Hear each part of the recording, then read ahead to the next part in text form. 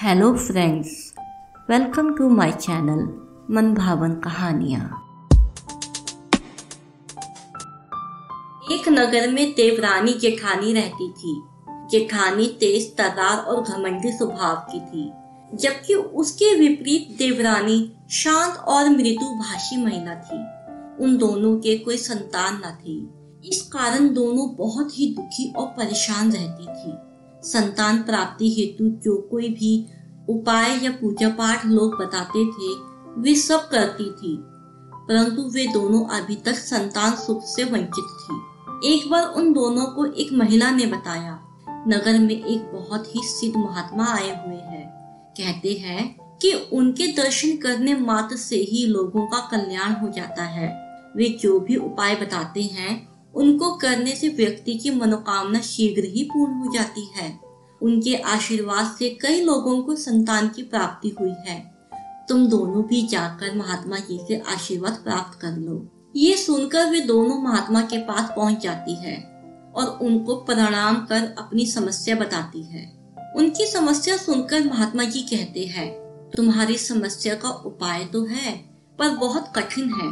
कर सकोगे तुम दोनों? महात्मा जी, उपाय कितना ही कठिन क्यों ना हो, हम दोनों उसे जरूर पूरा करेंगे। बस आप उपाय बताइए। महात्मा जी की बात सुनकर दोनों एक साथ बोल उठी।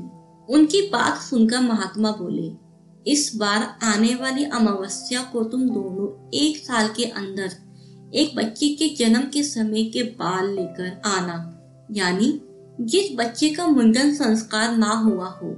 याद रखना, बाल कटे हुए ना हो, जड़ से उखड़े हुए होने चाहिए। उन बालों से मैं एक ताबीज बना दूंगा, जिसे पहनने से तुम्हें वर्ष के अंदर ही संतान सुख की प्राप्ति होगी।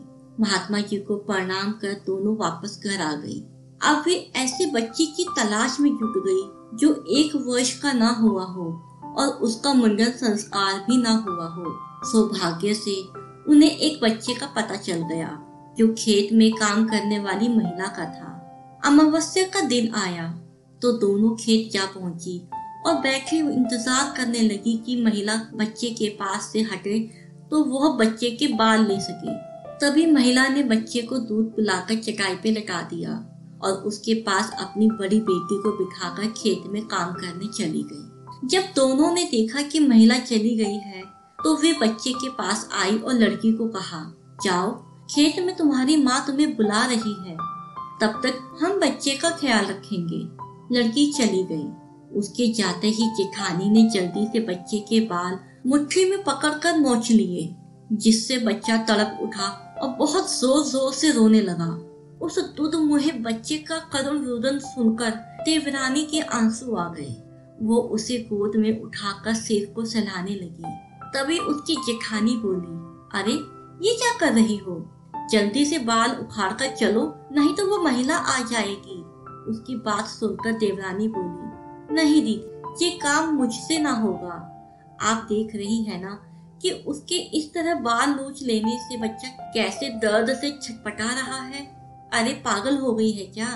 ऐसे किसी भी बच्चे से ममता दिखाएगी तो कभी भी तू माँ ना बन पाएगी। तूने सुना ही था ना कि महात्मा जी ने क्या कहा था, इस उपाय से हमें संतान प्राप्ति अवश्य होगी। जेठानी ने कहा, नहीं दीदी, भले ही मुझे संतान प्राप्ति हो ना हो, पर मैं किसी भी बच्चे के साथ ऐसा नहीं कर सकती। देवरानी ने उत्तर दिया, जैसे तुम्हारी मर्जी, कहकर उसकी जेठानी चली गई। इधर देवरानी बच्चे को चुप कराकर महिला के आने पर उसे सौंप कर घर आई। शाम होने पर दोनों महात्मा के पास पहुंची और प्रणाम किया। महात्मा ने दोनों से पूछा, क्या तुम दोनों बालक के बाल लेकर आई हो? यह सुनकर जेठानी ने तुरंत अपने हाथ आगे किया और बोली, जी महात्मा जी, आपके कहे अनुसार मैं बालक के बाल ले आई हूँ। फिर महात्मा ने देवरानी से पूछा तो वो बोली, मुझसे ये काम ना हो सका।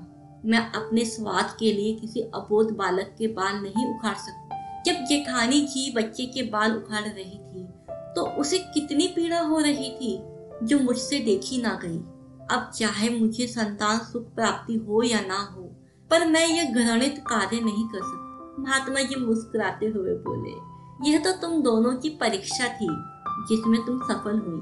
जिस स्त्री में हर बच्चे के प्रति ममता और वात्सल्य हो, जो अपने स्वार्थ के लिए किसी और का अहित ना करे, मेरा आशीर्वाद उसके साथ है। भगवान तुम्हारी मनोकामना जल्द ही पूरी करेंगे। वहीं जेठानी अपना सा मुंह लेकर रह गई। तो ये थी हमारी आज की कहानी। आई होप आपको पसंद आई होगी। कमेंट सेक्शन में ज़रूर बताइएगा। अब हम मिलेंगे आपसे अपनी नेक्स्ट वीडियो में नए किस्से कहानी के साथ। तब तक चैनल के साथ बने रहिए, खुश रहिए, स्वस्थ रहिए। Thank you.